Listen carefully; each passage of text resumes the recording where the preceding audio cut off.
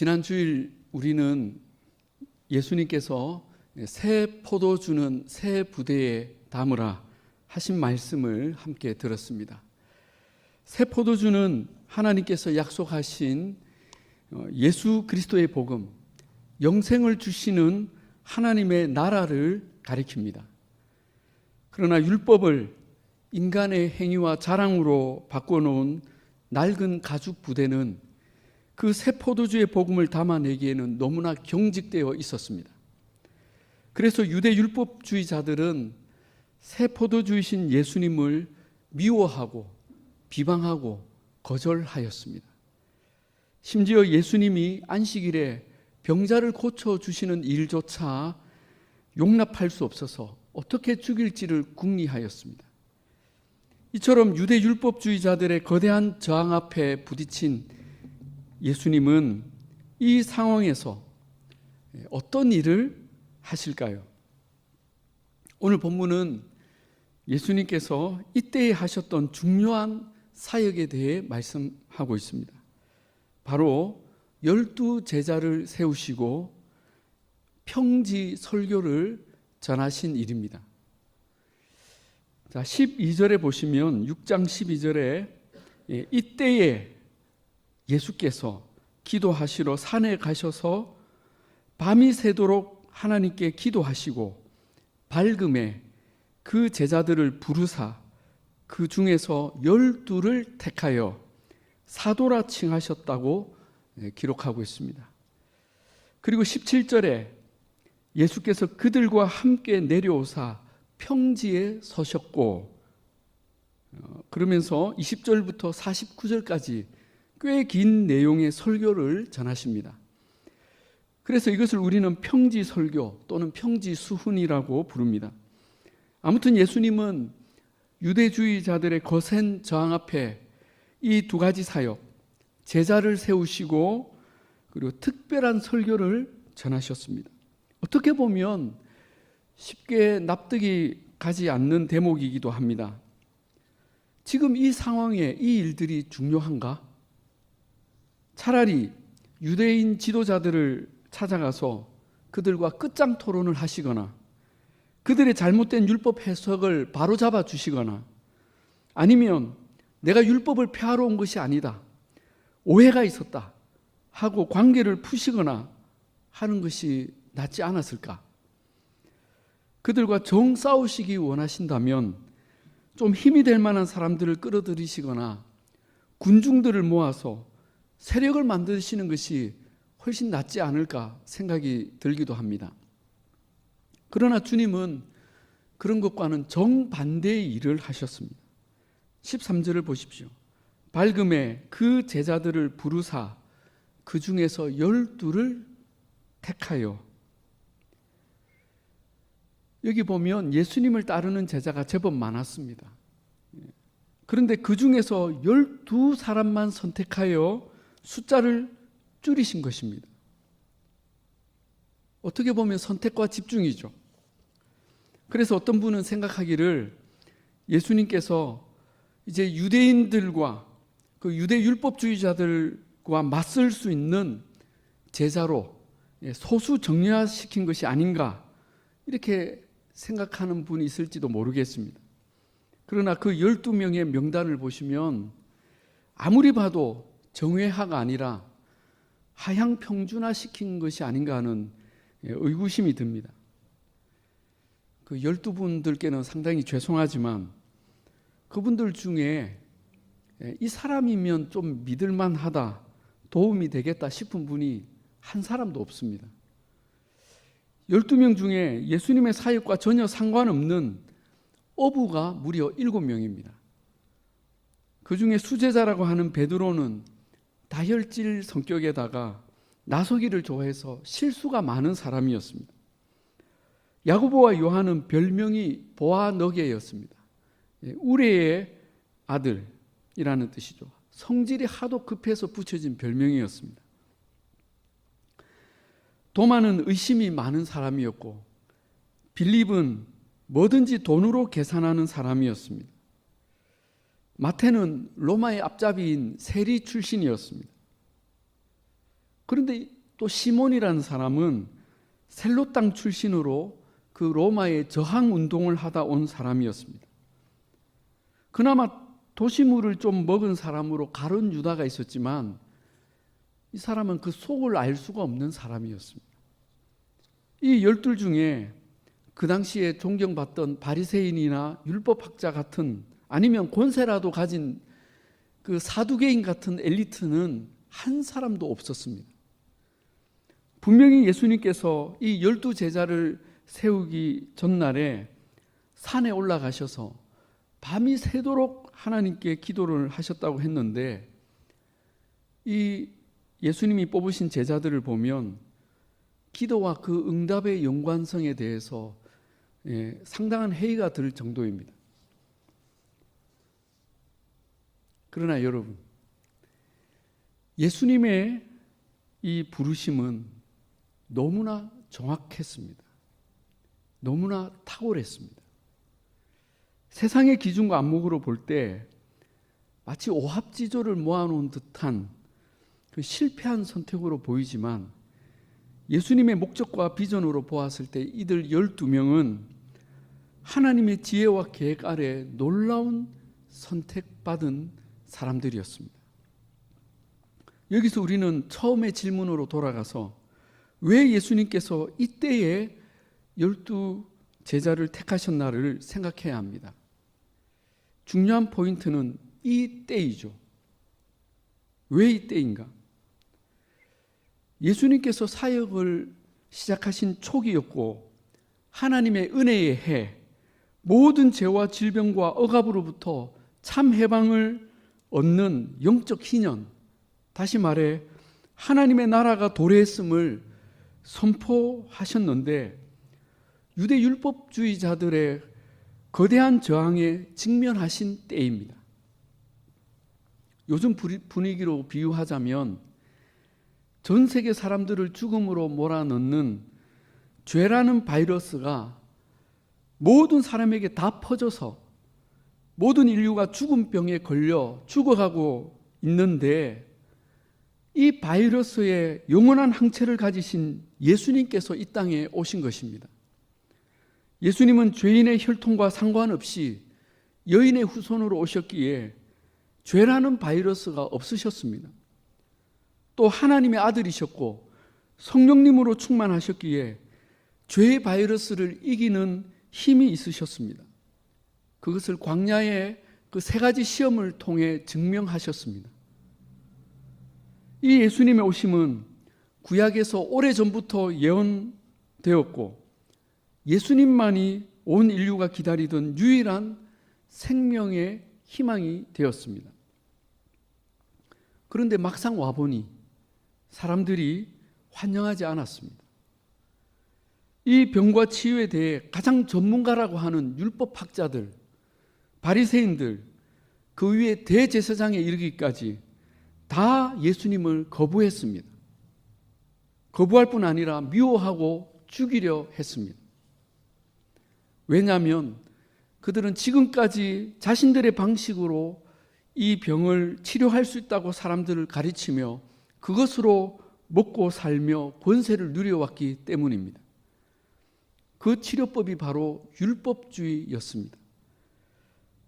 마스크는 이렇게 써야 하고, 손은 이렇게 씻어야 하고, 밥은 이렇게 먹어야 하고, 안식일에는 이것을 하면 안 되고 하면서 수많은 그런 율법의 조항들을 만들어 놓고 그것으로 사람들을 도와준다고 통제하고 있었습니다. 다 그럴듯한데 여러분, 그 모든 것들은 지키면 좋은 예방법이지 완전한 치료법은 될 수 없었습니다. 예수님은 그들의 거짓말에 속아 제대로 된 치료를 받지 못하는 사람들을 찾아가셨습니다. 가장 중증 환자라고 낙인 찍혀 격리 상태에 있던 세리나 죄인들을 우선적으로 찾아가셨습니다.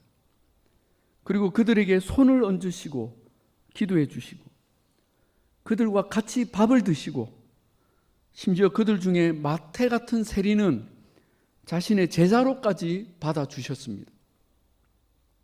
수많은 사람들이 기겁했지만 예수님은 의사는 건강한 사람에게는 필요 없고 병든 자에게 필요하다.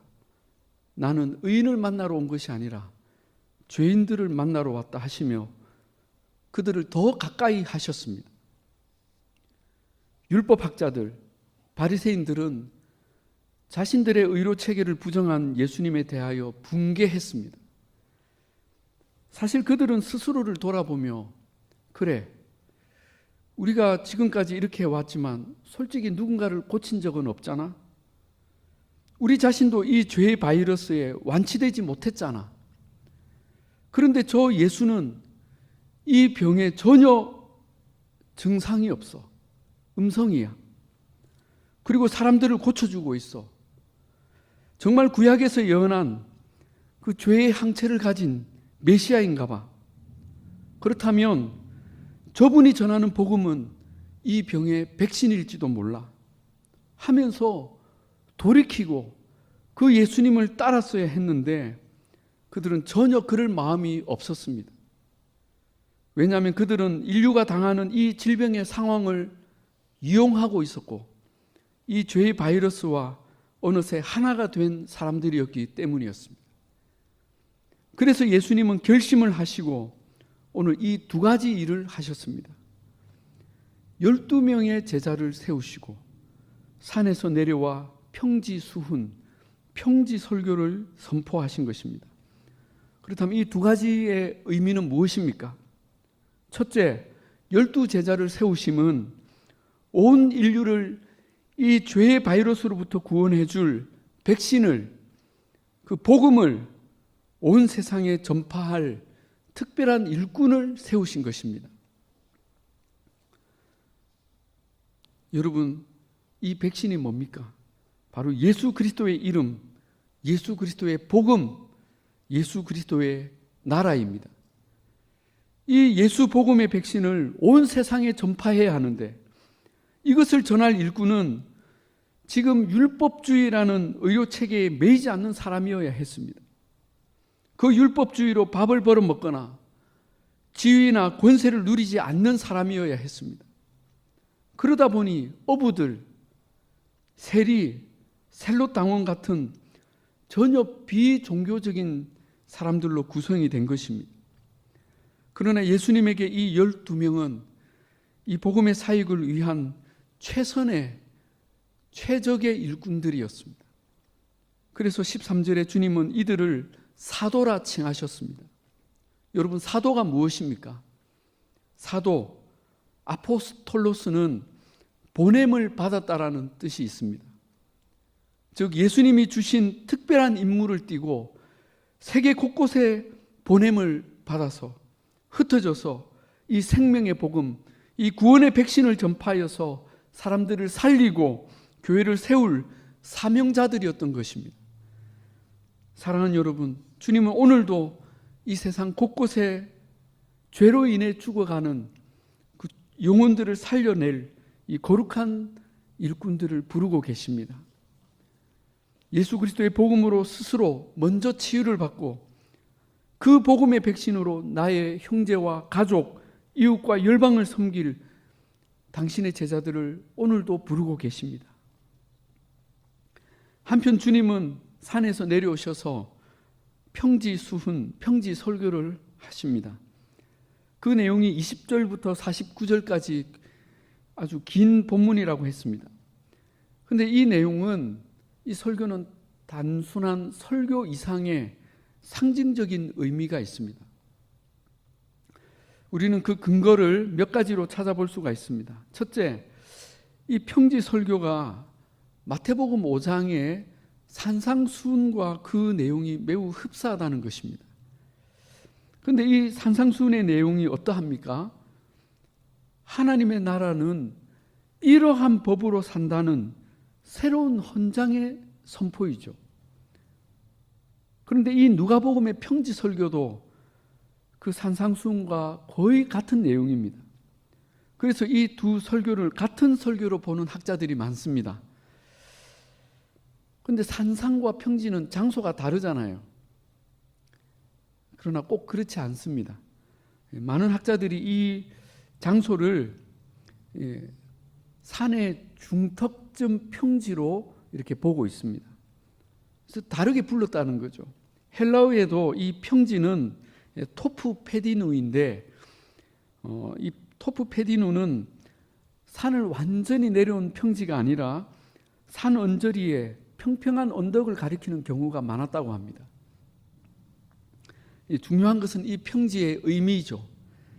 본문 17절에 예수께서 그들과 함께 내려오사 평지에 서시니 그 제자의 많은 무리와 또 끝에 많은 백성들이 있더라 했습니다. 그들에게 이 평지 수훈을 선포하신 거죠. 여러분, 이 장면을 우리가 잘 봐야 합니다. 이 장면은 구약 출애굽기에서 모세가 이스라엘 백성들을 광야로 이끌어낸 뒤에 시내산에서 하나님의 말씀을 받아서 그 백성들에게 전파한 모습과 굉장히 닮아 있다는 것을 우리가 보아야 합니다. 모세는 시내산 높은 곳에 올라가서 하나님의 말씀, 십계명과 율법을 받았습니다. 그리고 산에서 내려와서 백성들을 모아놓고 그 받은 말씀을 선포했습니다. 여러분, 이 율법 선포의 의미가 무엇입니까?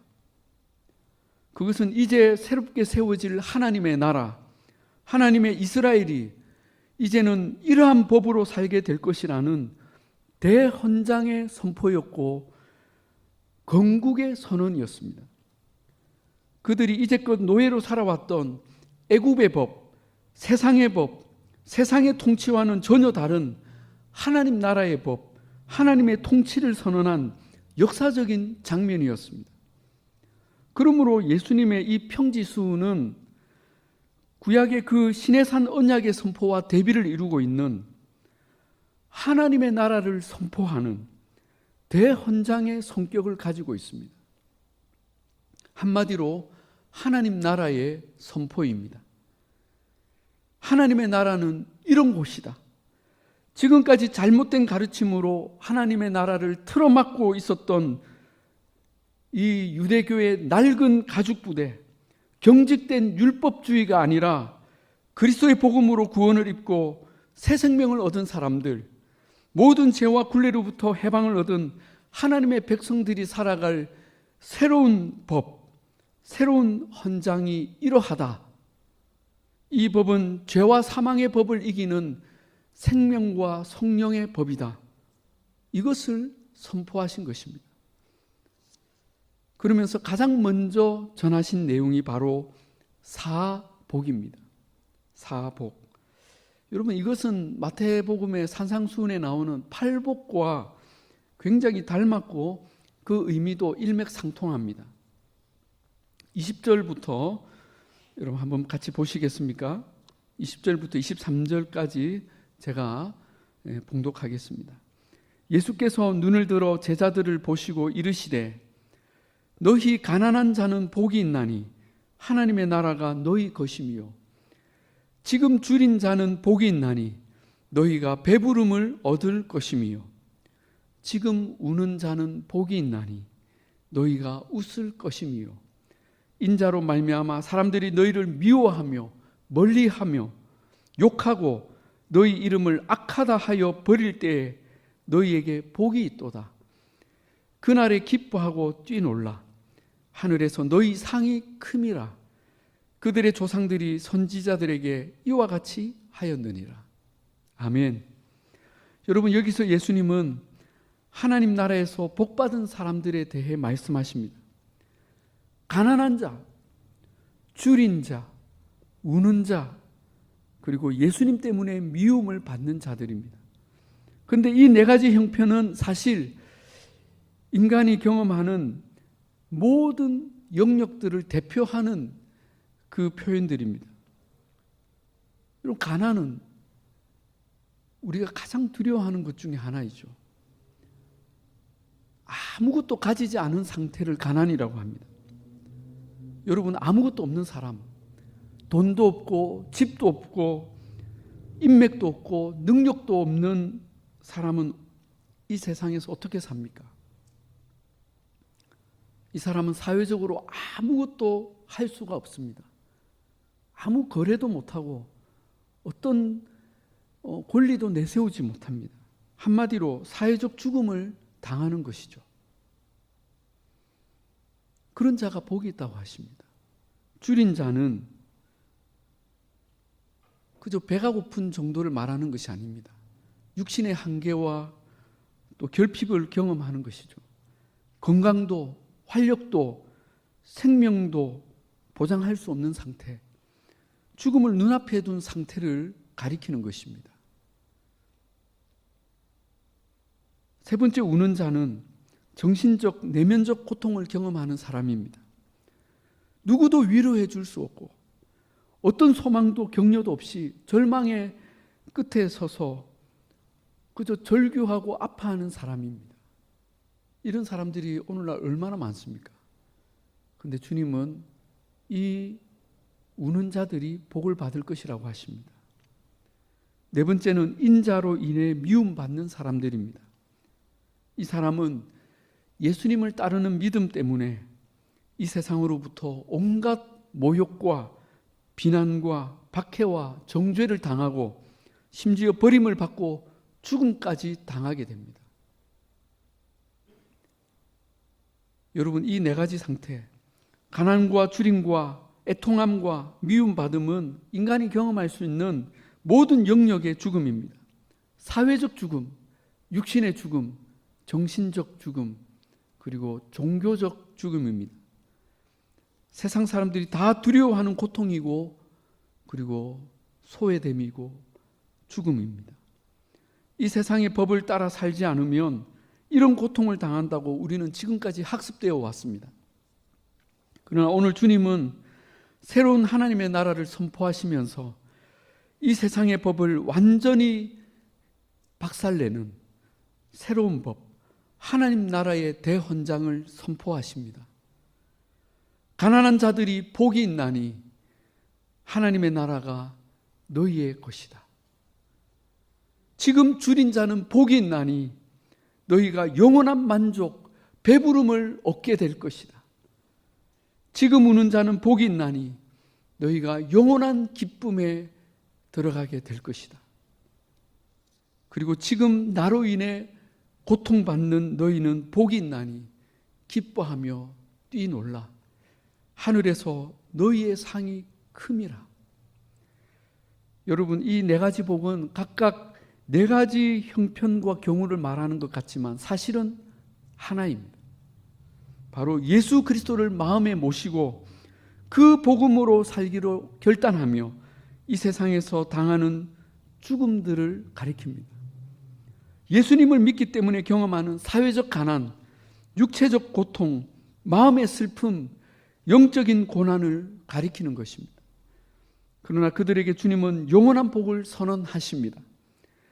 하나님의 나라가 너희의 것이다. 천국이 너희의 것이다.